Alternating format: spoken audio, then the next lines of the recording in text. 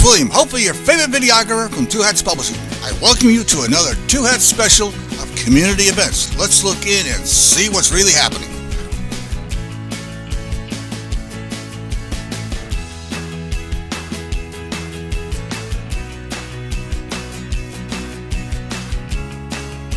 At an early age. So when I hear that they have the 3-year-old program, that's going to be a bilingual program where the kids in the class are going to get exposed to both languages. So that means that the English-speaking children are going to get exposed to Spanish. Okay. And then the Spanish-speaking children will get exposed to English, and all the languages are going to grow together. They learn quicker. They learn quicker, and I think that's a wonderful thing, a really wonderful thing, because in this day and age, you're going to need it. You're going to need it. The other question that I had, or point, and that's that many years ago, one of my friends actually created the Adopt a School program because he worked for the white chamber, so to speak. And so they wanted to do some good stuff because of desegregation. And so one of those ways that they could help was by having a corporation adopt a school or a law firm or something like that. It's still going on, and I'm just curious whether you have either any corporate interest or a law firm or a hospital or somebody has adopted Dunbar over the years. Okay, so that's a good question. Last year, which was my first year at Dunbar, Lowe's actually came and adopted Dunbar through Habitat for Humanity. They helped out with a lot of the exterior and interior upkeep before school started. They helped out with some of the teacher lounges and things like that. So Lowe's has been a big support for Dunbar when you look at it company-wise.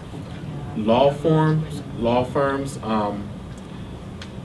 not specific law firms, but we have volunteers through the University Park United Methodist Church that come volunteer every day. Somebody from the church is here, volunteering. They look nothing like the kids, but they're here every day. And we're really grateful to them. And a lot of them are lawyers. So it won't be the actual firm, but we have lawyers that come and provide their time and assistance to us every day. And that's people in the community. That's also people, our biggest volunteer group is the University Park United Methodist Church.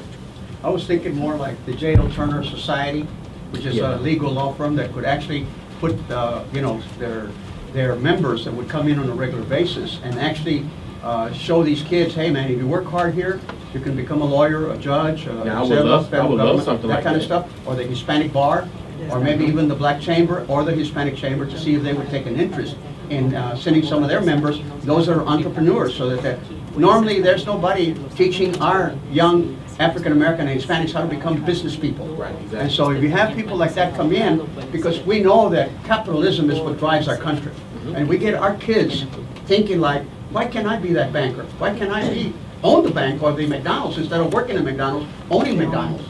And have them thinking like that, because we have a rich history, both Hispanics and blacks, about being entrepreneurs. But when you're in, our kids are below the poverty line, like, 88 to 90%. So we got to show them a way so they can think in their mind, hey, the reason I'm doing this is because I want to become just like Mr. Waters. I want to be the principal at school. Or I want to be like my banker or the lawyer that came in, who now is a judge, like Eric Moyer, as an example. So that's an excellent point. I would love for the Hispanic bar or the Hispanic organizations to come and really help out, because that's the area that I want to grow, especially with my Hispanic population growing more.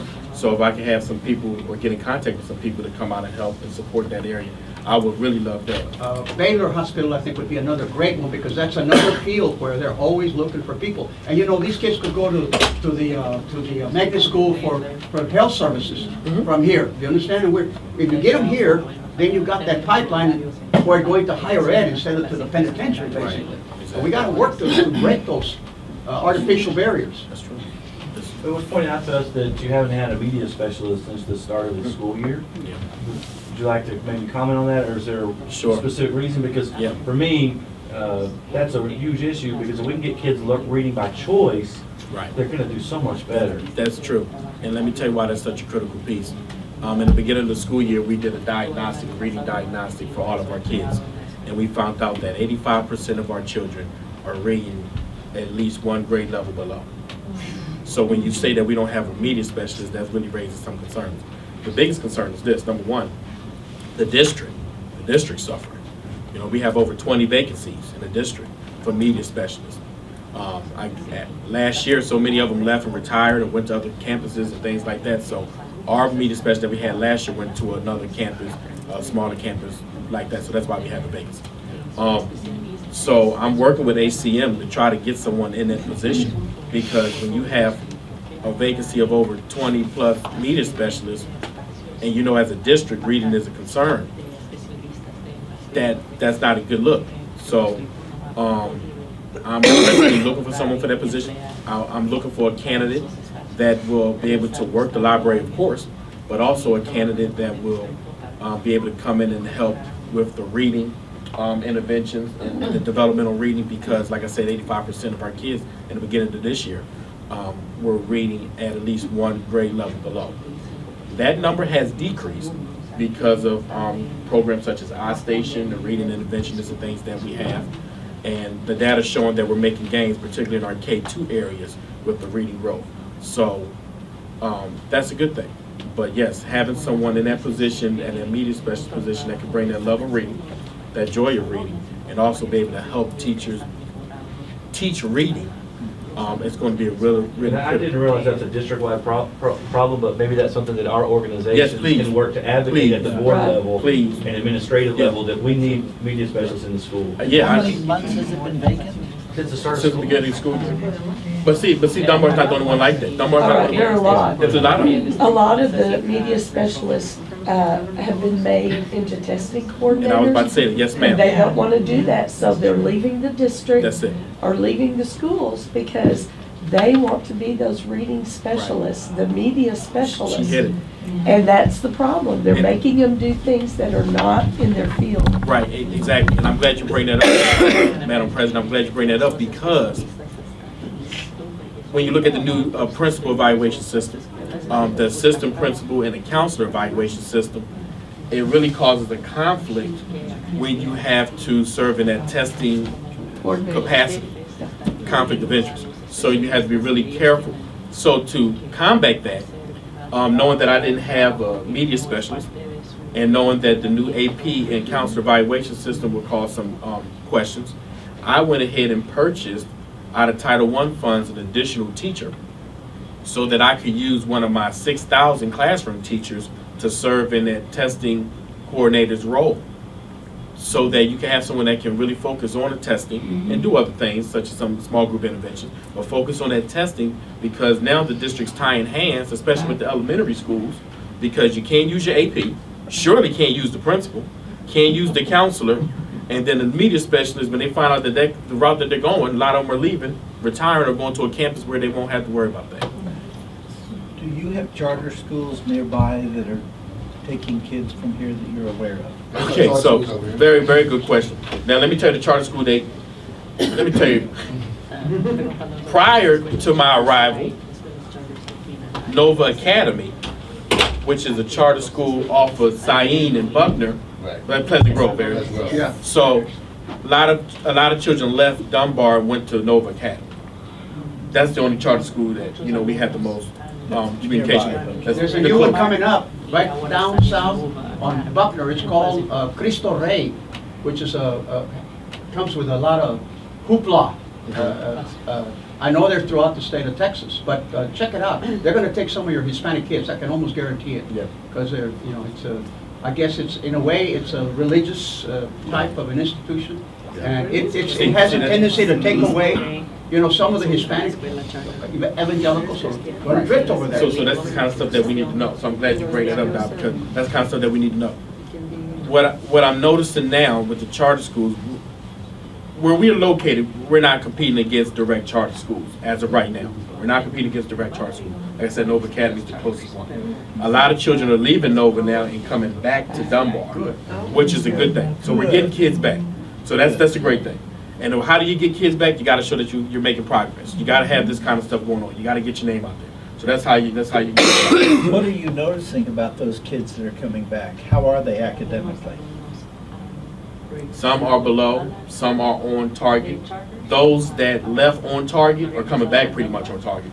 Those that left low, some of them coming back low. When they come back, do you get the documentation that you need from the charter? Yeah, we do. Okay. We do. That's not a problem. Okay. That's not a problem. But what we're seeing is a lot of the children are coming back now in either third or fourth grade. That's where we get most of the kids back from Nova Academy. Third or fourth grade, they're coming back because they came here either in the beginning, first, second grade, kindergarten, left and went to Nova, and then now they're coming back. So that's the age range that we're seeing the most with. Are you aware of the program for your teacher assistants? If they have so many years in the district, the state has a program if they're interested in going to become a teacher. The state has a program to help them pay for that. Yes. So you're kind of growing your own. Yes. And they've got the experience, they can build on that, and then we grow our pipeline of people in the community. That's a great point. I'm glad you brought that up too, because I have one gentleman going through that. Good. One of my TAs is actually going through that. I wanted him to help walk a group around Mr. Williams, Emmanuel Williams. He's going through the process now of becoming a teacher, Good. which is a great thing, because that's what you want. You want to be able to grow your own. You want to have people that know the community, know the kids, the community know them. That's always plays a big role with it too. Okay. When we were on our tour, we went to the computer lab and the lady went over the things in the computer lab. Okay. And we were very interested in, things that are needed, like earphones and Yes. stuff like this Yes. that she mentioned, and he brought up a good strategy for that. He said appeal to the Some of the corporate partners corporations and things that might be an option. build these things, Yeah. and they could give to the school or Donate. either, I'm glad you to brought that. upgrade. Is it just a slow process to get things replaced, or? No, Walmart has been helping us. One of my testing coordinators has been able to give with Walmart. Walmart's been helping us with a lot of the donations for the headsets. But the main thing with the headsets, look, like I tell the teachers, hey, when you go in there, you got to supervise.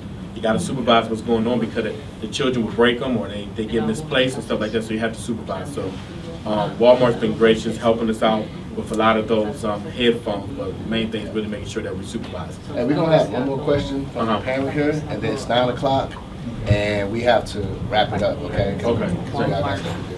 Yes, ma'am. How do you have parents come? Me, my daughter's in Dave, and I go with you Tuesdays and Wednesdays and Thursdays and Wednesdays. I bring you, I do copies and everything for the class. Do you have people come and do that? Oh, yes, ma'am. We have, my highest times for volunteers are in the very beginning of the morning and in the afternoon at the end of the day, because they're up here, they're helping with dismissal, they're helping with arrival, they're helping with car line, they're helping in the hallways, getting kids stuff situated, they're helping with copies, they help with the school store at the end of the day. They're doing a lot of things. So yes, we have that. We have a great group of parents. Like I told Mr. Turner and a couple of people a few moments ago, I have about 15 to 20 parents that I know I can see on a daily basis. That's a great thing, and they come up and they help. And they won't have one parent. That's me. So Yeah. we need more families to go to Dave to help out too. So I'm on the number one. And the thing about it is, I'm glad you mentioned that, because we share families. I mean, I have, the truth of the matter is, Dade and Dunbar, we share families. Yeah. I have kids that, parents here, they have kids here and kids at Dade. So we share families. And one thing I can say this year is that a lot of those parents that we share, they're not coming back talking about how crazy Dade has been today. Say that. So that's a great thing. So now they can focus a little bit more on helping the child here at Dunbar. So I thank you for that. Right. So, One question. UNT, I know you said something about SMU and some programs. UNT is close to you too. So they've got a new president over there that's looking for ways to tie into the community. Of course, the community college is there also, where normally 70% of African Americans and Hispanics go to school, community college versus a university. Seems to me like that would be another natural hookup to try to support this particular school in this particular So UNT part of- Dallas? UNT Dallas, which is... UNT Dallas, right off here. Bob Yeah. Long, who used to be the publisher for the Dallas Morning News, is the new president over there. And they've got a Department of Education, incidentally. I don't know if they have the field of that you need upstairs in the media specialist. But it seems to me, the other thing is, they could also support you, because they have discretionary funds that they could apply. Do you have a liaison in the school? Yes, I do. Okay, and see, that's kind of work that a liaison would do to try to bring those resources to the table. I would do that. There's also the intermodal, just immediately south from us, which is going to be, it is the biggest distribution center anywhere. And so there's another place for them to be also either a sponsor or adopt us, or maybe even to think about the kids here to become the kind of professionals that are required in that field of logistics, basically. And it's something that our kids are not exposed to. But our dads and cousins and others may work there in the transportation, which is also a good paying job, incidentally. Thank you. Well, thank you, Hector, for that. Well, I'd like to thank everybody for this one. There's a lot of good things happening here at Dunbar Elementary, and we definitely want to continue to support the school. Me and Mr. Waters are going to be coming up with a needs list, especially around testing. We want to incentivize the kids with different partners and things that he might need. So you'll be getting that list real soon coming up here. And we're going to have our next site-based meeting on the... Our site-based meeting is the fourth Wednesday of every month. Fourth Wednesday of every month? 3:15. 3:15. We put together... Wednesday, right?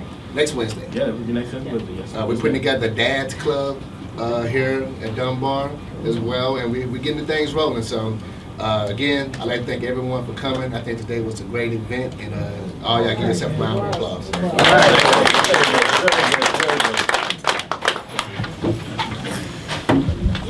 This is William, hopefully your favorite videographer from Two Hats Publishing. I hope you enjoyed this video.